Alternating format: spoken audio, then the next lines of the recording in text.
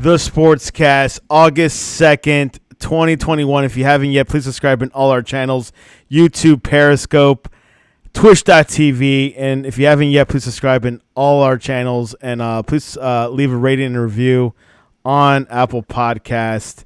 It will help us out tremendously. This is my first late night in a while, 10 p.m. But for a man that could stay up 10 p.m. Eastern, last night, USA has won their second international tournament this summer against the same team, Mexico, next door neighbor.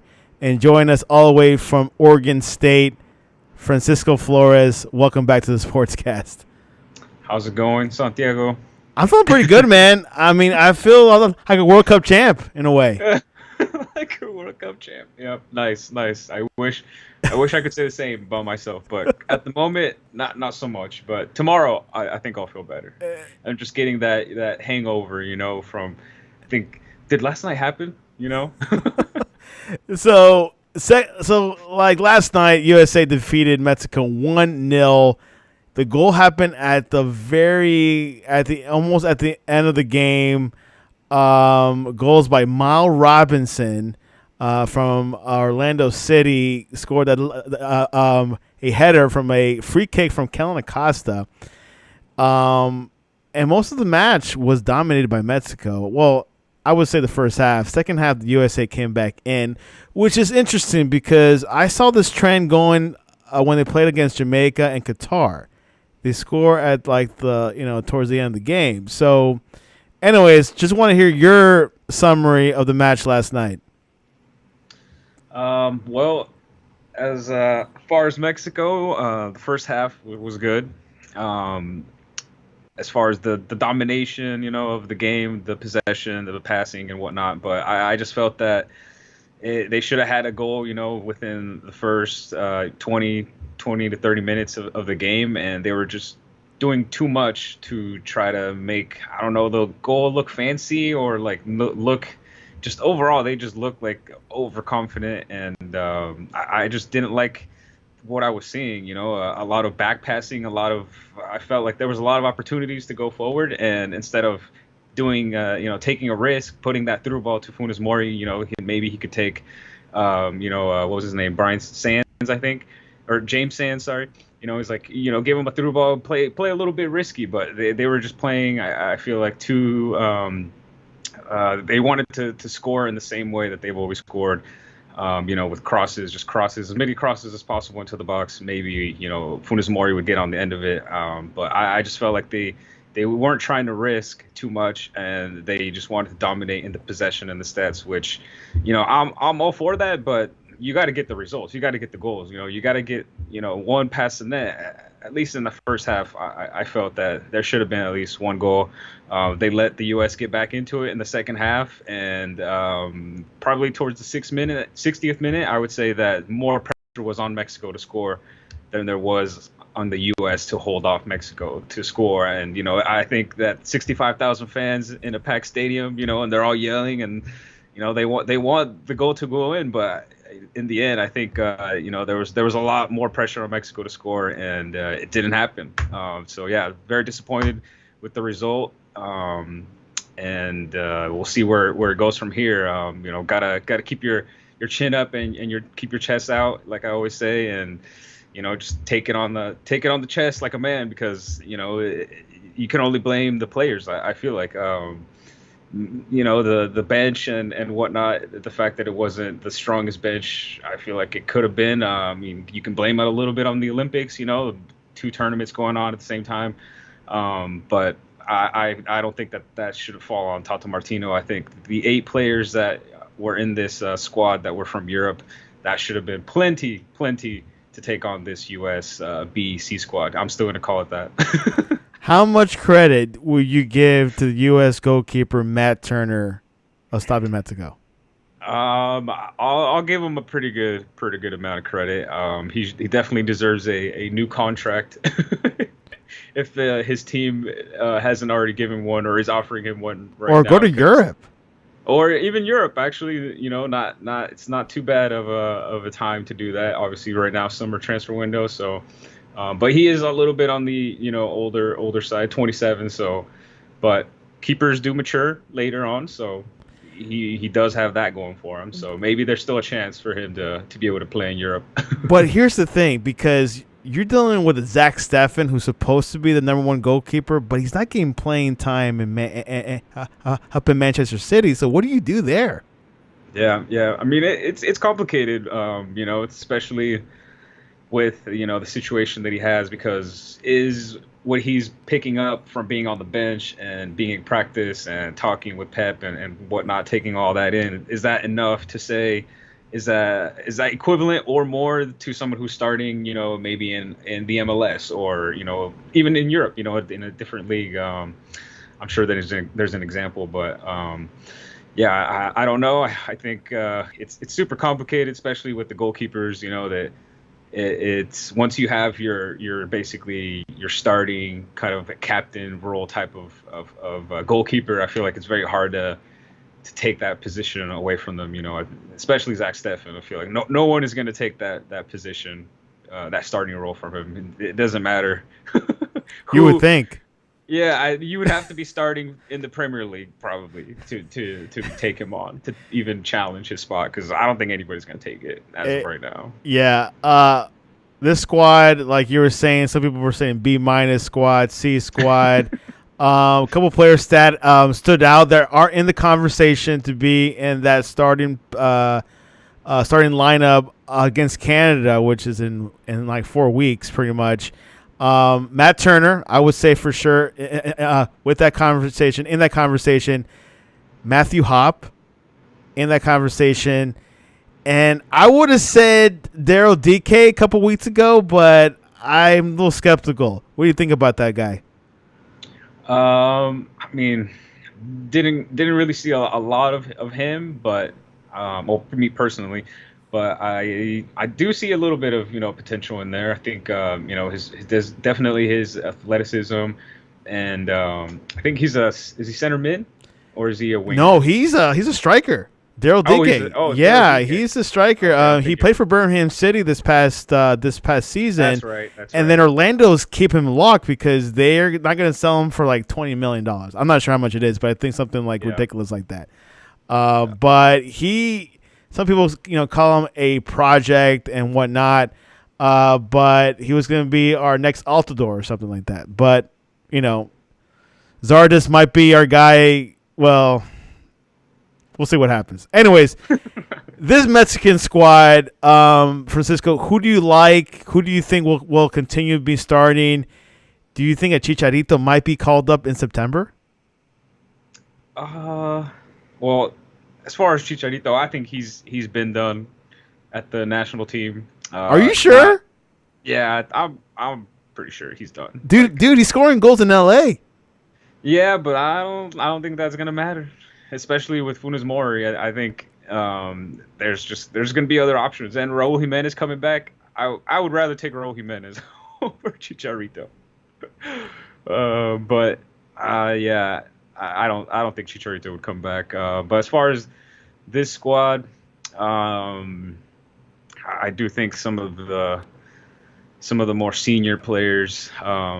It's time for some of these guys not to get called up as often, I would say. I think Jonathan Dos Santos, he puts in a lot of heart and grit and that type of work on the field, but I just don't think he's up to it, up to the level that we need center mids to be at. I mean, I think Edson Alvarez, he's always been a center back. Like, he's started as a center back. They play him at center defensive mid, kind of like a sweeper. Does a little bit of everything, center defensive mid, center back. But I think that Luis Romo, who went to the Olympics, is way better at that position because that's his natural position. It's the position he's always played. So I think he should have been there, and Edson Alvarez should drop to center back. That way we don't have to worry about Hector Moreno or Salcedo, who both should not be playing for this team. I don't like either of them. They both are already past their time. They've got to win their Gold Cups. They got to, do what they needed to do. So I think those guys should be out. Nestor Araujo, I think he's still good. Chaco Rodriguez, I mean, he's just kind of the same as Jonathan Dos Santos. Puts in a lot of work, but I don't know, not really feeling it for me. Talavera, I mean, I would probably rather have seen Ochoa here at the Gold Cup than in the Olympics, especially Ochoa because he already won one. So, but whatever. Hector Herrera, what can I say about him? Uh, Good. That's what I was saying. Good. Satisfactory. And then, yeah, Orbelin Pineda, who had the job of coming in as Chucky Lozano's replacement after he was in that horrific injury in the first game, which I would take Chucky Lozano any day, over Orbelin Pineda's abilities. I think Chucky's pace and his one-on-one is way better than what Orbelin can offer, which for the most part, I feel he's better at number 10. Playing out wide, I don't think he does as well. I think he needs to be in the middle of the field around players so that he can use the quick passes a little bit more. And he is a good dribbler, but I just think just speed wise and being able to take those fullbacks on, I think Chucky Lozano is way better at that, and I would rather see that than what Orbelin does, which he does feed a lot to the striker, but I think having both Tecatito and Chucky Lozano crashing the wings is a way better game plan, because that's what the Olympic team is doing, and just have this forward drop a little bit more to have those guys cut in. But what do I know? I'm not a coach. I mean, you're close to it. Speaking about coach, Tata Martino, first major tournament. I haven't heard anything from the Mexican press about firing him or anything. But what do you think about his performance as the coach this summer? Well, like I was saying, I think the selection is going to be a little bit hard to blame him on. Blame him. Is he limited? I mean, he's dealing with transition here, isn't he? Yeah, I think he was limited a little bit, but maybe he tried to evenly distribute, the skills, to both teams. That way, you don't have this. Oh, we're bringing a B, C squad. Like, it's kind of overall, it's just a regular squad, I guess, for lack of a better name. But as far as Tata Martino, yeah, I don't think he should get fired, especially right now going into the qualifiers. I think that would be more of a shooting yourself in the foot more than anything else. I think let's just, like I said, put your chin up, chest out, and just, take it like a man, and, man up to it. After the CONCACAF Nations League, the players said, yeah, we want to, Gold Cup, we want a redemption, we want to we want it to be a final against the U.S. They had their chance, and they screwed it up again. So now you got to make up for it twice. That's how I see it. But definitely, I think right now this is the lowest point for Tata Martino with the Mexico national team. But this is when the best managers in the world. This is when they show their true skill and ability, and that grit, and they want to see him take the team to the next from the ground, and from the lowest point to the highest point. You got to celebrate all the moments. Quinto partido. Yeah, exactly. So hopefully Tata can take us out of this hole. But if all fails in the qualifiers, I say, yeah, he's got to go. That's it. 2 strikes right now. 3 strikes and you're out. Which the next match is Jamaica. Are you guys be ready? We'll be ready then. Yeah, I think so. Well, we won't have to worry about the Gold Cup and which players we have to pick. I think everybody will be available. Well, you would assume if the players want to release, or the teams want to release those players, but we'll see what happens. But yeah, I'm not worried about Jamaica. I'm not worried about any teams in CONCACAF, even the U.S. All right. Okay, name the top 3 CONCACAF rivals for Mexico. I know one of them is the U.S., but who are the other 2 for you guys? It's like at this point, themselves. Can't be Canada. No, it has to be the U.S. I mean, other than that, Canada. I mean, I don't know. They're really El Salvador. I mean, they sort of played in a good tournament, but then completely fell apart. Used to be Costa Rica, but they're not that good anymore. Yeah, yeah, but yeah, that's what I said. I'm not worried about anybody. I'm not worried about anybody. Well, I would have to say the U.S. had a great. I mean, everyone's been saying this is the U.S. golden generation, Pulisic, but this goes beyond Pulisic now. This is now we're noticing, Francisco, that this U.S. squad is deep, deeper than we thought. Now you could say that yeah, they got lucky and won this. No, I think this squad is pretty deep, and this MLS based team really proved it. Berhalter has a lot to choose from, doesn't he? Yeah, I would say so. I think it's sort of well. I think there's a lot of credit to give to Berhalter. I'll say it up front because he's changed the way that he first came in. Wanting to use playing out of the back and whatnot, and that didn't work, and eventually he had to change his tactics and whatnot, and now with this BC squad showing that there's depth and that these guys are picking up things and learning things that aren't just the physical attributes of the game, like mentality. You could tell that they, although there was a lot of heated tackles and probably some smack talking on the field back and forth because there were some moments of pushing and shoving and whatnot. I think that the U.S. did good to play into that game because obviously from Mexico's perspective, I think that's just a given. You're going to get a lot of emotion in those type of games. Especially when it comes to when the players get fouled and get heated and penalties and those type of calls. From Mexico's point, you're gonna get a little Latino temperament, all right? Just a little bit. Yeah, just a little bit. Just a little, but like I said, I think the U.S. did well of playing right into it, but not too much, just enough to I think get under Mexico's skin, and they showed out there that they're not going to take the bullying or whatever you want to call it from Mexico. Like, oh, we're the best in CONCACAF. I think they went out there and they challenged them, toe to toe. And Mexico took one right on the chin. And as much as they say that Mexico's, boxers and fighters have good chins, it wasn't strong enough this time, and boom, got taken down. So gotta get up and look for the next one. Now there were a few handballs that I know the U.S. committed. Was that something that was legitimate? Do you think the ref should have called it during this final match, or what were your thoughts over that? No, I don't think there was too crazy or not crazy, but any handballs that should or should not have been called.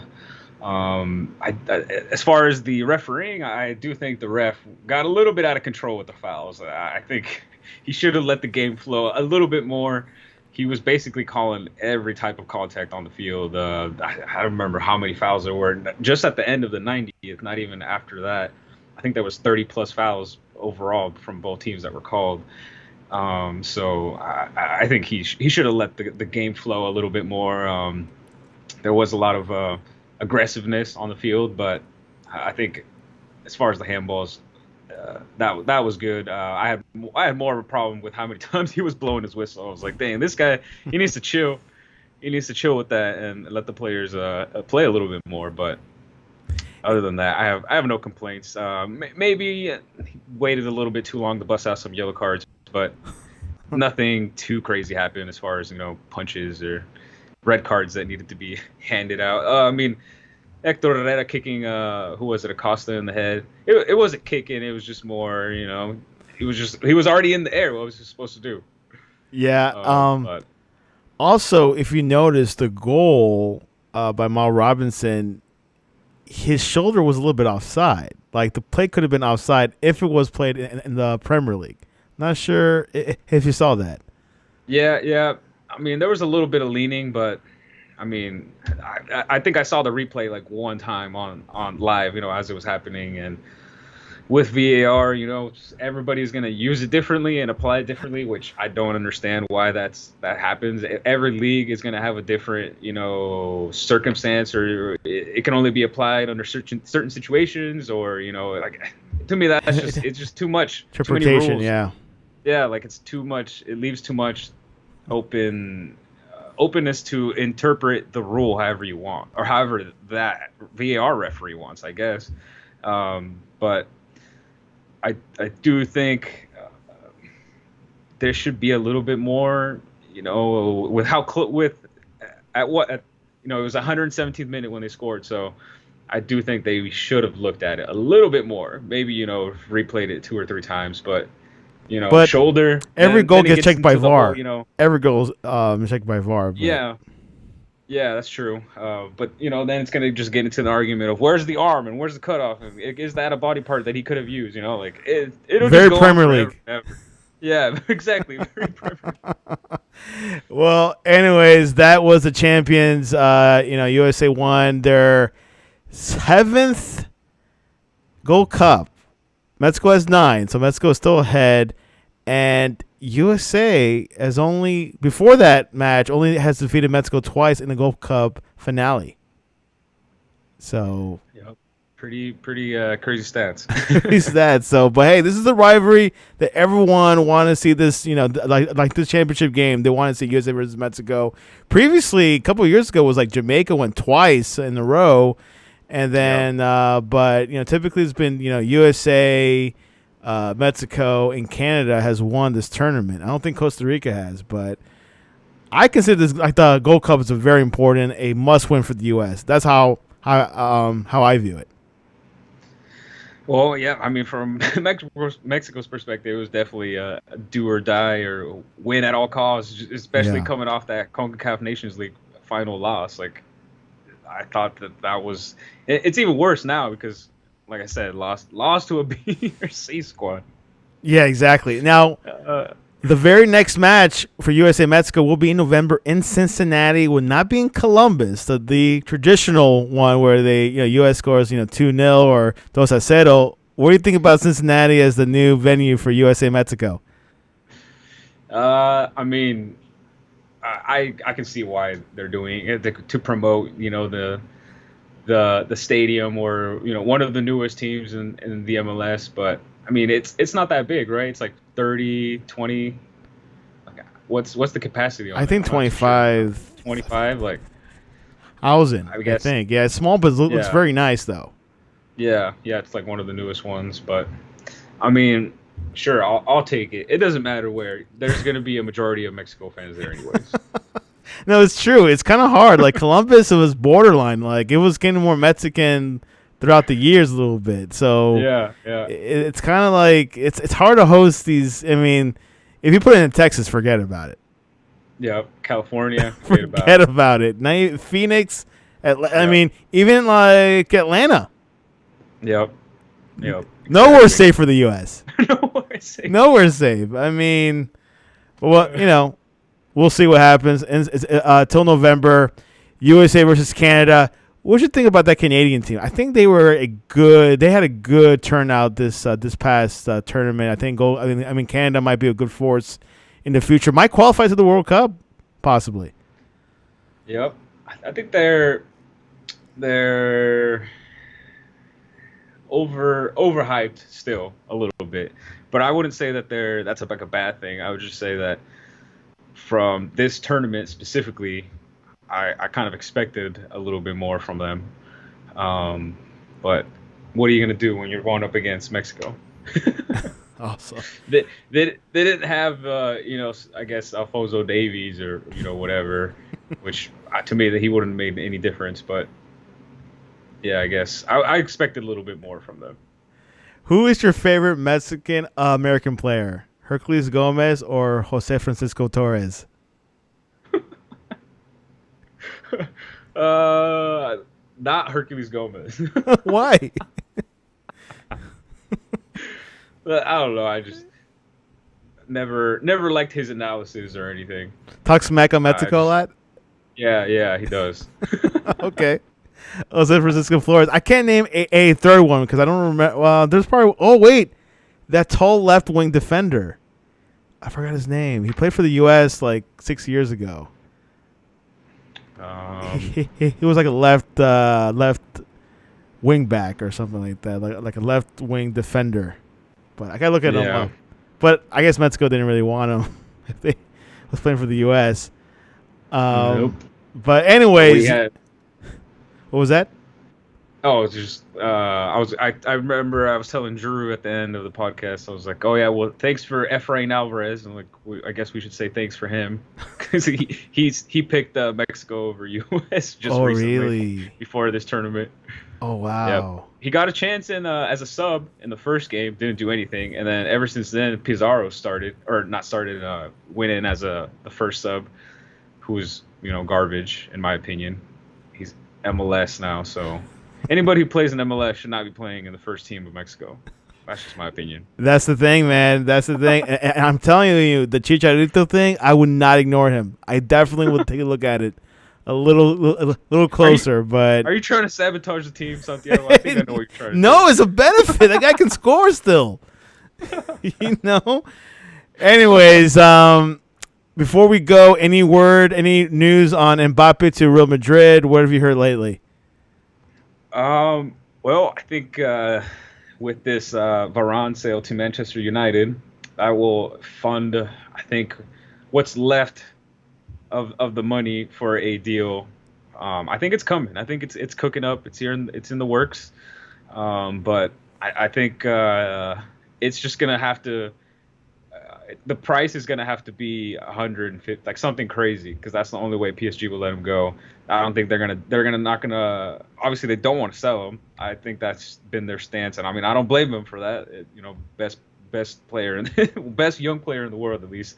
But yeah, I do think it's gonna happen. I wasn't like this summer or like in the future. Like it's gonna happen because with Varane out, I think that's gonna leave a big hole, and I think the only with Ramos and Varane gone. I mean, Ramos was already bad enough, but both of them gone, that's gonna leave a big hole in the defense. And the only way I think we're gonna be able to come up with the way to get people to forget about that is to distract them with a player that's so good they can't defend him, which is of course Mbappe, because Hazard can't do that, Vinicius is not there, and Rodrigo is not there. So I think we're gonna have to buy, and with this Varane money, I think that's gonna bring it up to an amount that PSG is just gonna, they're not gonna be able to do anything but take the money. Rona money. Yep. Harry Kane did not show up to Tottenham's training camp. Is that a sign he's gonna leave? I'm still trying to figure out exactly what's going on there. There's been a lot of that rumors with the media, and latest I heard was that Tottenham wasn't really worried about it, that he just didn't show up for he had a reason. It wasn't that he is going AWOL or anything like that, or trying to hold off to force a move or transfer. I think they just said that they were just going to give him a player when a player does that, he gets reprimanded, gets hit with the fine, and I think that's all that's going to happen. So I think the media are just read too much into it, and they wanted to get that quick headline out before anybody else. He's pulling a Aaron Rodgers. Yeah, exactly. But no, I don't think that it's going to be. You already know how people, or Drew at least, and everybody talk smack about Tottenham and the way they handle things, and I think they're just gonna screw it up. But they had a good offseason so far. They've been buying some players. Yeah, no, that's true. But I think they're gonna hold off. Harry Kane wants to move, right? We know that. Yeah. But they're not gonna let him, and that's gonna end up they're gonna shoot themselves in the foot. It's gonna end up working against them because he's either gonna go for free, or he's just gonna hold off, and either look for a loan move, I guess, or go in the winter transfer window, which then he wouldn't play, so it would just work against Tottenham if they hold off. Wow. I don't think they should sell him, but if that's what he wants, you can't stop a player from, that's his choice. You can't. I feel like even if he's a club legend or whatever you want to call him, even though he started at Arsenal. Oh, he did? He came from an Arsenal academy. Yeah, I did not know that. I thought he was a pure Tottenham player. No, there's pictures of him when he was a little kid in Arsenal uniform. So he got booted from there and then went to, I think, I forgot, somewhere in like super low league, and then eventually ended up Norwich on loan, and then that's when he came back to Spurs and started going off. We'll see what Nuno Espirito Santos does. He's making moves. The Mexican-American player that I was talking about was Edgar Castillo. Edgar Castillo. Yes, he played for Monterrey, Atlas, Tijuana. Now he's with Cincinnati. And he played for the U.S. men's national team. I see. I will send you the link later. Let me see his face, and then maybe. Yeah, he's a skinny dude. I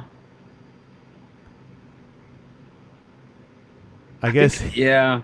Maybe doesn't like. Yeah, I mean, he wasn't the greatest thing ever, to be honest. He wasn't like a game changer. But we were like, at one moment, the U.S. was missing left backs. Like, we didn't have much options, you know? Oh. So they got this guy, and yeah, I mean, good placeholder, but wasn't ecstatic. Didn't really change the game. Wasn't no Cafu or Roberto Carlos or anything like that. But hey, it was a good placeholder for now. But anyways, I'm out of time. It's late over here. The U.S. women's lost this morning. What'd you think about that?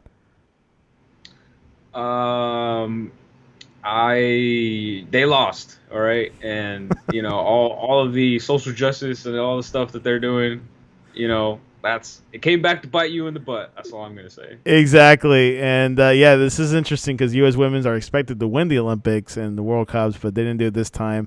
I think they're in transition too, but we'll see what happens. The next thing, the Premier League's in 2 weeks. Qualifiers in September. Soccer doesn't stop. Francisco, La Liga begins in end of August, right? La Liga, let me see. I think it's end of August. Yeah. Yeah, because they don't start at the same time as the Premier League. I've always noticed they wait. Yeah, or actually wait. Friday, August 13th. Oh, wow. They won't. Yeah. Maybe because of COVID and, you know, everything just lines up this year. Exactly. And then Griezmann will probably stay at with Messi. Yeah, I mean, from what I've heard is that he only wants to go back to Atletico Madrid, but I don't think that they're gonna shell out what Barcelona wants for him just to bring him back. You know, just to be like, this is the only club you'll come back to. I also don't think it's worth it. For what? You know, like he hasn't done anything in Barcelona. Shouldn't have left in the first place. Like, you leave to a rival team and then you want to come back. Like, yeah, it that doesn't make no sense. That doesn't make no sense. It doesn't make no sense. Barcelona are stuck with him and his wages, so they better find a way to lower those wages. Get rid of Coutinho. From what I heard. Anyways. Yeah, they can't even register players. So we'll see what happens. We'll see what happens. Anyways, we got to go. Francisco, what is the best way to reach you and also talk to us about your podcast? Yep, the best way to reach me is on Twitter at FranciscoBCP, and you can check me out on my podcast. It's called On the Counter Soccer with Drew Pels and Francisco Flores. Myself, we talk about Premier League, all the biggest leagues in the world, and of course U.S. Women's soccer. Women's soccer, a little bit, 1%. That's how much we talk about it. Yeah, I know. We'll see what happens with that. But yeah, Francisco is definitely a go-to guy, very knowledgeable. He's definitely a Real Madrid insider as well, so we'll definitely find out, maybe from him, if Mbappe will be going to the Madristas. And of course, you can, and we can reach us at thesportscast.net or on Twitter at thesportscast1, Instagram at thesportscast1. And looking forward to this week. NFL is warming up. And, of course, the game, the beautiful game of football is always year around. Anyways, Francisco, any closing words? Closing words are, Mexico, you better get your shit together. USA time. Bye-bye.